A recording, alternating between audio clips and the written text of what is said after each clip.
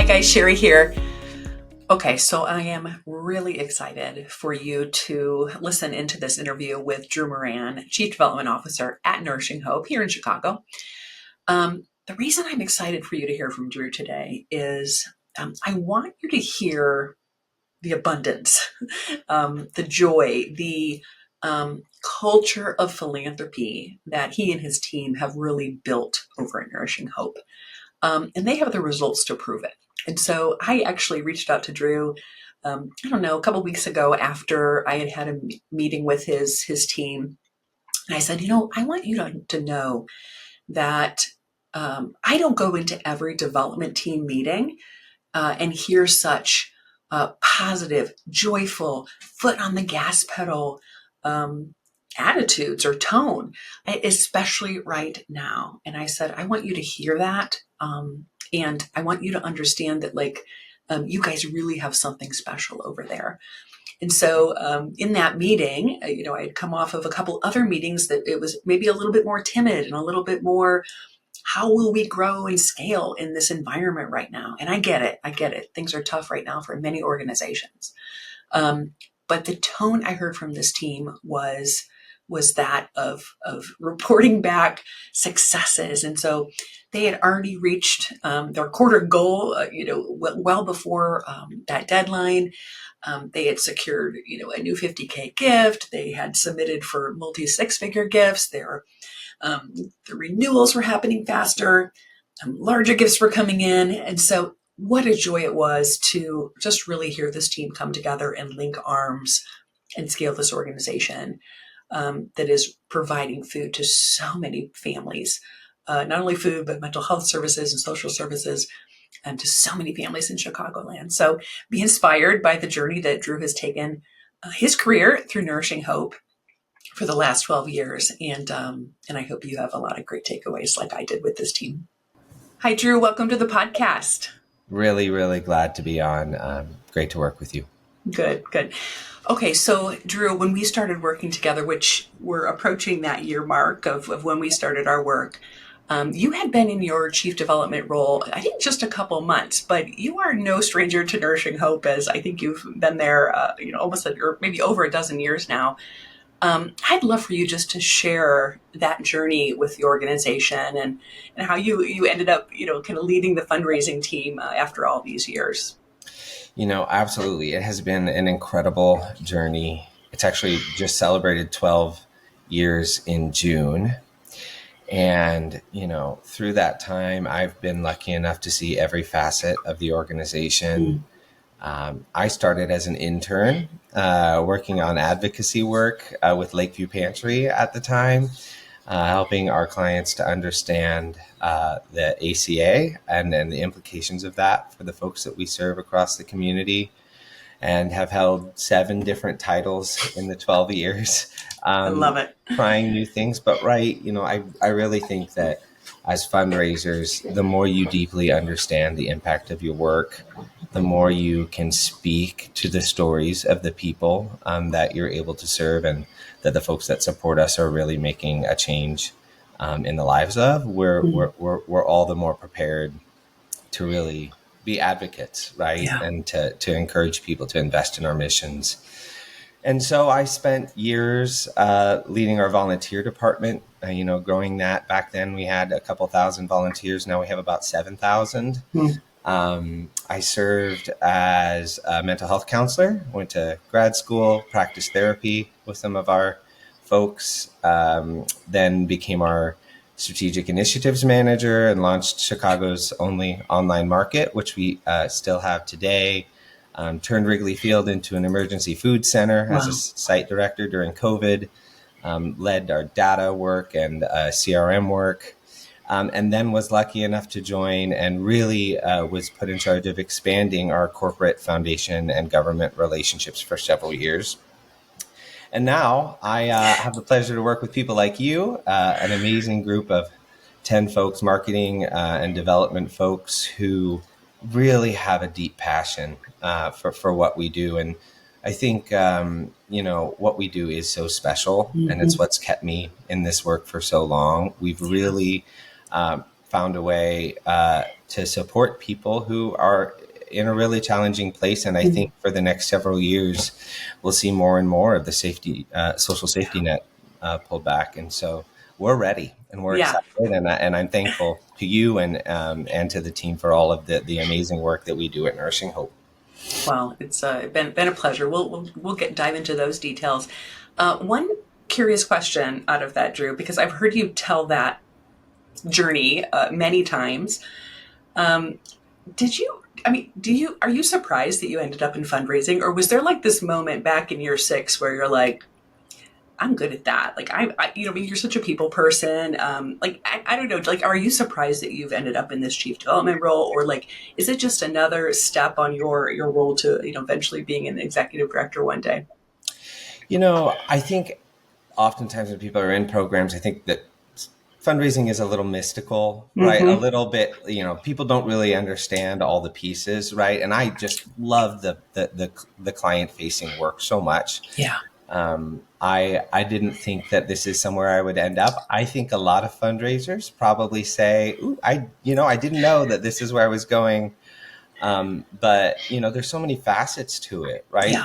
There's the work of trying to work on strategy and what is the Mm-hmm. mission and what is something that the community really wants to get involved with in helping. And certainly at the executive leadership level, the teamwork and the strategy around how we do a better job of serving the people we do. But Yes. in retrospect now, I realize, this is exactly what what I was called to do. Yeah.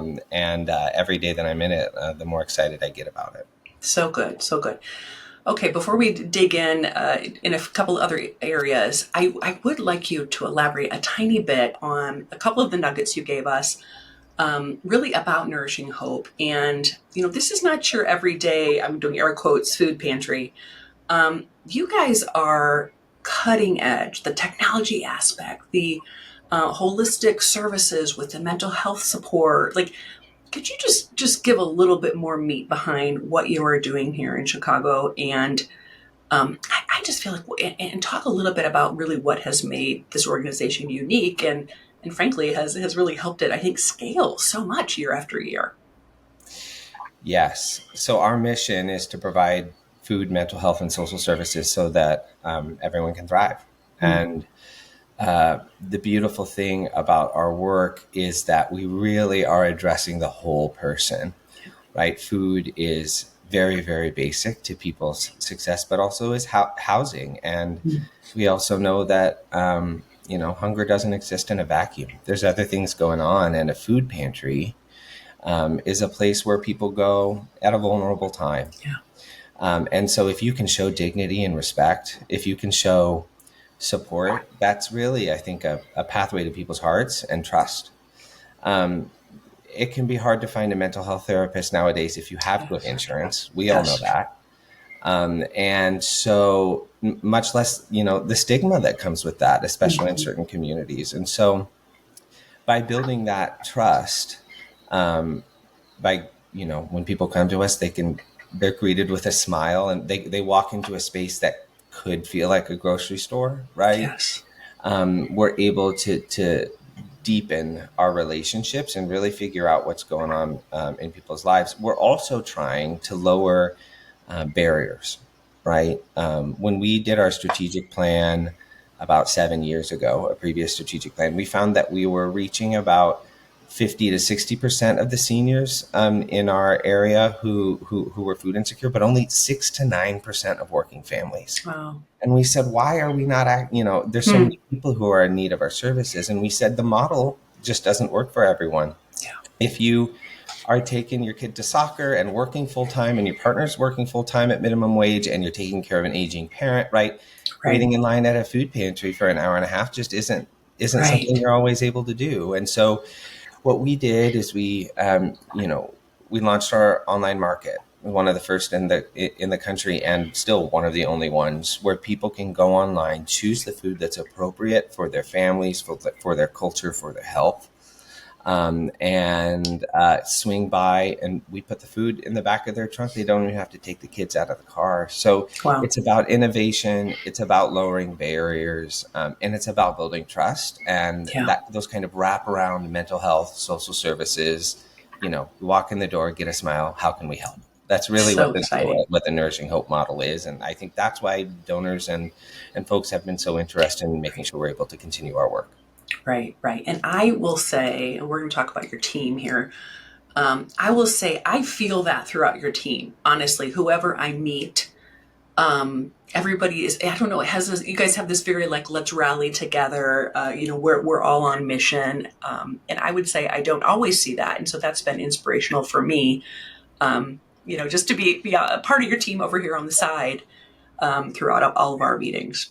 Well, you fit into the culture very well. I believe there's so much joy in service. There Mm-hmm. really is. And as fundraisers, we're often trying to meet deadlines. We're trying to raise funds, right? It can be Right. stressful sometimes Yeah. to make sure that the people that we serve are getting the resources they need. But for me as a leader, I've put a lot of emphasis on culture, Yes. on making sure that we're keeping our eyes on the mission, on the goal, and making sure that you're investing in your people. Yeah. Having a team that is passionate and joyful doesn't happen accidentally. Yes. You have to put time and energy and support and professional resources, right? You have to work to cultivate and hold a culture as a leader that holds space for people to be their whole selves, whatever that Yes. looks like. Leading with love and leading with respect. I really think that sometimes we can let the bottom line kind of not let we don't let the we let the urgent stuff get in the way of the important stuff, Yeah. right? Yeah. And the important stuff is cultivating that community, because that's where people can thrive. Yes.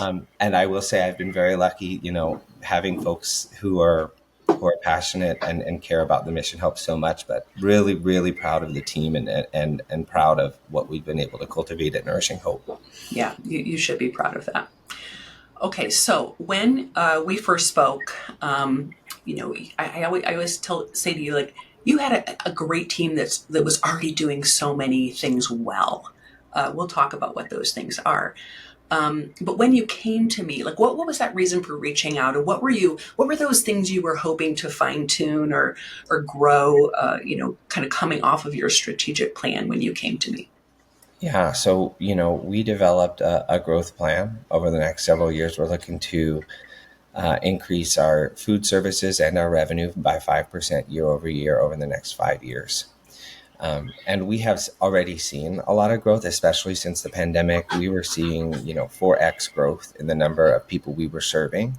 Luckily, we also had an outpouring of corporate and individual support Yes. over the pandemic that helped us to expand our reach, to go to Wrigley Field and turn it into the food center.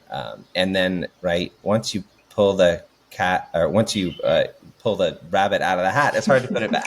Yeah. And Yeah. we didn't want to, right? People need Yeah. services, and so we're ready to roll our sleeves up and to keep the work going. And we were able to do that, but we wanted to invest in the team. We wanted to make sure that we were building a development plan and expansion plan that aligned our staff time with the dollars, and made sure that we were using our resources effectively. And Yeah.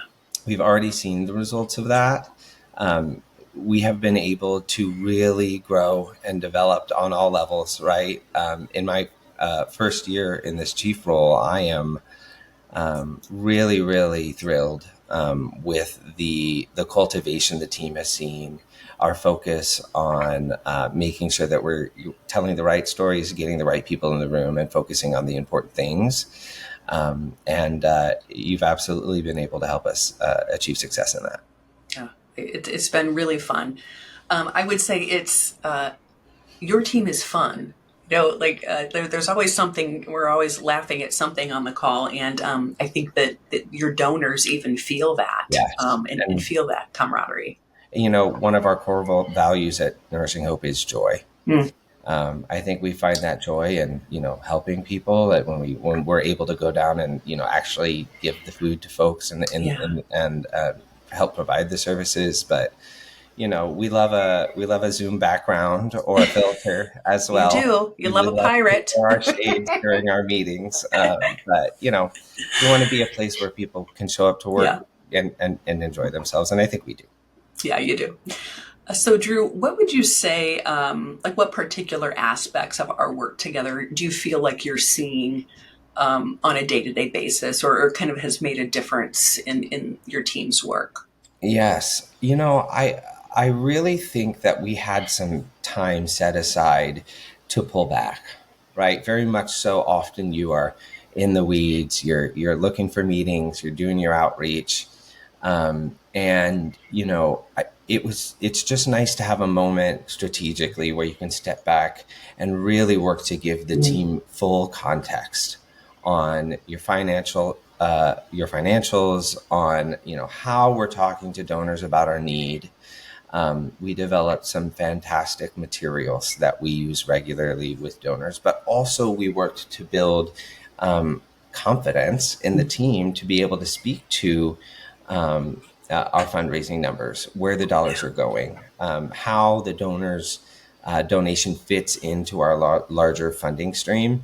And I really think that that has helped even our more junior fundraisers to Mm, start having those, more investment level conversations and yeah. building confidence in our donors. I think, when all members of your team have the capacity to speak like a CEO might speak, it helps to, cultivate all donors at every level at whatever capacity they might Yeah. be able to give. And I think we're starting to see the beginnings of what that impact does, right? Not only for the bottom line, but also for cultivating the Mm, team. And I think that they can feel, wow, I really feel like I've been able to develop an understanding. And that's something we don't necessarily always have the time to do. yes. Yes. I always say that the luxury of being able to just say, hold on, we don't need to be on like urgent spin cycle all the time. Let's pause, let's reflect. That luxury sometimes can only occur when you do have a pipeline already built. And you guys, like with volunteers coming in, with you being so well known in Chicagoland, do you feel like that natural pipeline, or I shouldn't say natural, the pipeline you've been working on for years, really allowed you to confidently, like, not pause, but say, hold on, let's just make sure we're doing that to the best of our abilities so we can move forward stronger. It's like going to preventative care, Mm, right? You're busy, you got things going on in your lives, you have things, responsibilities that you need to do. But when I stepped into the role, I really wanted to make sure that we thought about where our time was going. yeah.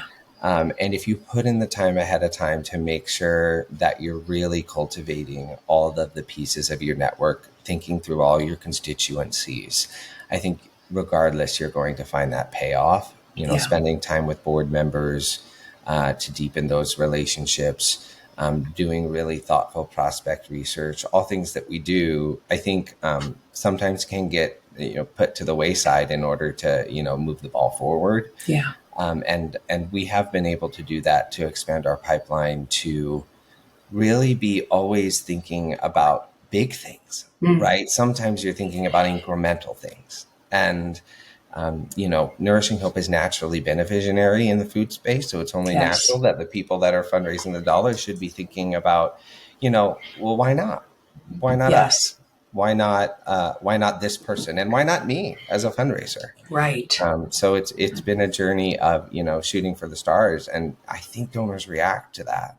They are Yes. excited to see that sort of right passion and joy, which I think is a fundamental piece of engaging folks in Yes. any mission. But um, I people want to do big things, right? Mm-hmm. Donors who have the capacity, they want to get involved and they want to see transformation, and so trying to keep our eye on the ball in that way and, Yes. and see every opportunity, every donor as someone who wants to go on the journey with us.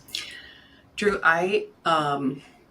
as you're just talking big and abundant, I just want people to hear and know, like, there's not been a hint of scarcity at any moment working with Nourishing Hope. And I think that is such a crutch oftentimes in the nonprofit space of thinking too small. And I just want to acknowledge and have people hear that the reason you're growing year on year on year and exceeding expectations every year is because you are coming to the table, rooted in joy, but you guys always have an abundant mindset. We're always thinking big.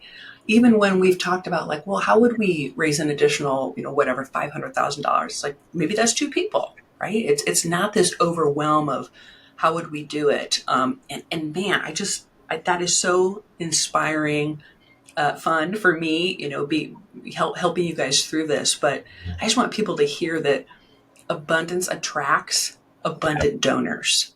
Well, and mindset is what sets your whole strategy. Mm-hmm. Not to say that there haven't been times where we've been concerned and Sure. trying to get into the weeds and be in details, but and I wouldn't call it Pollyannish either, right? We have big problems to solve when you Yes. look at what we're facing in this country. When you have, and there's you see a lot of negativity on the news today and a lot of pain. And so it's easy to get wrapped up in that. But, as Yeah. fundraisers, another thing why I'm so excited about the work I do is you also get to, look into the eyes of these really incredible people who Yeah. are giving of themselves and want to be a part of the solution. And they want to see people who are out there saying, Yeah. we're going to try, we're ready to Yeah. roll up our sleeves. And here are the big ideas we have.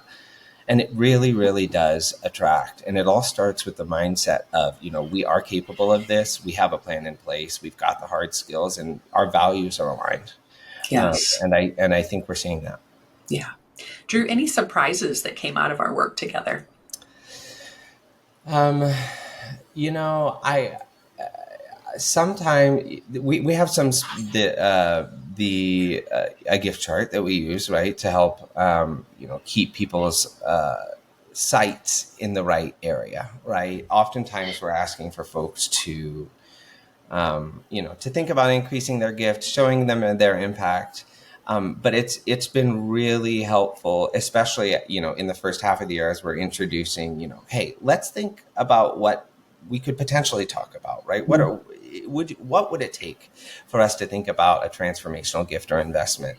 And we've had several donors who have said things like, oh, I really need to step up here, right? Because they're getting the context of the types and sizes of gifts that we have and that we look for. And there are donors who you're just not quite expecting to either have the resources or have taken enough interest in the work we're doing. So I think there have been some big gifts, and it has often been just because we put it on the table. Yeah. And ultimately because, right, especially with junior fundraisers, that can be a scary thing to do. Mm-hmm. And so by giving tools and resources and investing in that professional development, you also continue to cultivate your people, right? Because then Yeah. they see their successes, Yeah. right? And they see their growth. And then there are things to celebrate with them. And that only continues to add to the culture. Yeah. You're so right. Okay, we can't end this conversation without bringing up your event. And I have to bring it up because I think I probably told you early on, people think I don't like galas and that sort of thing. And I'm like, no, your gala is fantastic. I enjoy going to them when it's used appropriately in a donor's experience that you've planned for them for the year. And I think you guys have really nailed this. Could you just talk us through your 7-figure gala, I'm going to call it, that you're having every year?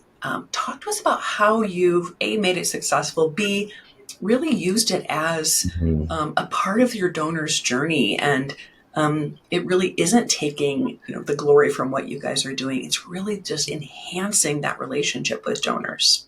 Yes. Well, first, let me say, I will be the first to say that not all galas are fantastic, right? It has to be a joyful time. Yes. And there are some key factors that I think make Nourishing Hope particularly successful. Um, you know, I think that joy that you feel and that our donors feel permeates. I think the Mm-hmm. people that are attracted to our work and want to be a part of it are a fun bunch. And so, when I took over the event in 2019, we were raising about $250,000. Fantastic. In fact, we did it virtually out of Wrigley Field. And during a time for events, it was a success. But over the years, we've been able to cultivate and grow it into $1 million gala. And I think great food is important. I think great music is important. I think great people are important. And I think really focusing in on honoring the mission and the folks that have really stepped up is important. And we know that. But more importantly, it's one step in a journey, Yes.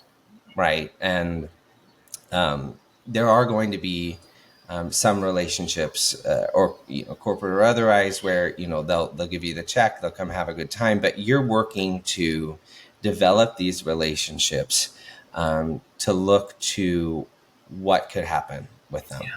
And what sorts of eventual transformational gifts can happen. And so we really do see it as an opportunity to bring people in, and then we take that, right? We do a documentary style video every year to share specifically some of the stories that people are helping, and then we get them in the door, right? And we have the great opportunity of having people volunteer, 6 days a week at Nourishing Right. Hope, coming in to hand out food, to drive food to seniors or people living with disabilities, to come in and greet our folks, pack boxes, glean food, and it's really this larger donor journey that, luckily, because of the culture we've built and because of the work we do, happens naturally. But building that really intentional pipeline that continues to engage people in all of these different facets, I think, is really a special sauce for our success in building relationships and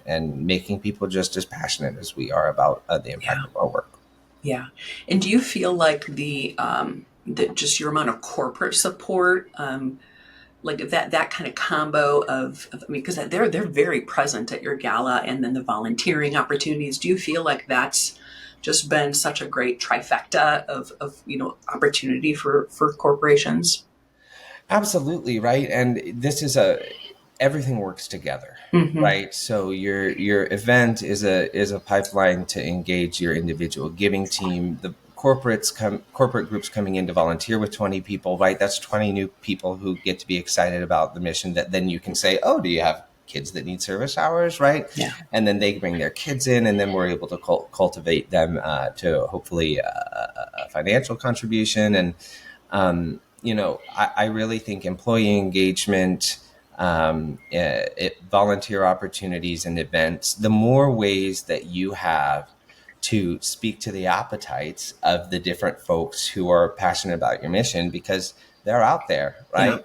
If you're doing this important work, there are folks that want to support it. But I really think that giving people different opportunities based on what they're interested in, Yeah. right? If you're just running one event every year, not all your people are event people, and they're Right. not going to be, right? So cultivating the different skill sets on your team to be able to match with and build those relationships is Yeah. important, and continuing to invest in those different diversified revenue streams has really allowed us to match the donor with the right experience.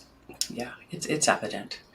Drew, it has been so fun working with you and your team, and I really count it as a top opportunity for me, even here in my own city as well. So I just want to thank you for the opportunity to work with such an incredible organization. It has been a pleasure to work with you. And we're going to keep doing the important things we do. Thank you for what you've contributed, and thanks to all the folks out there who support Nourishing Hope. You bet. Drew, how could people find you?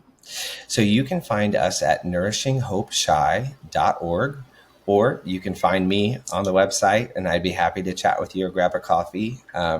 We've got a lot of stuff coming to us in the United States over the next few years, and people are gonna see a lot of resources taken away from them. And Nourishing Hope is one of the places that is most prepared to help them in their time of need. And so I hope you'll consider joining us. Awesome. Thanks, Drew. Thanks.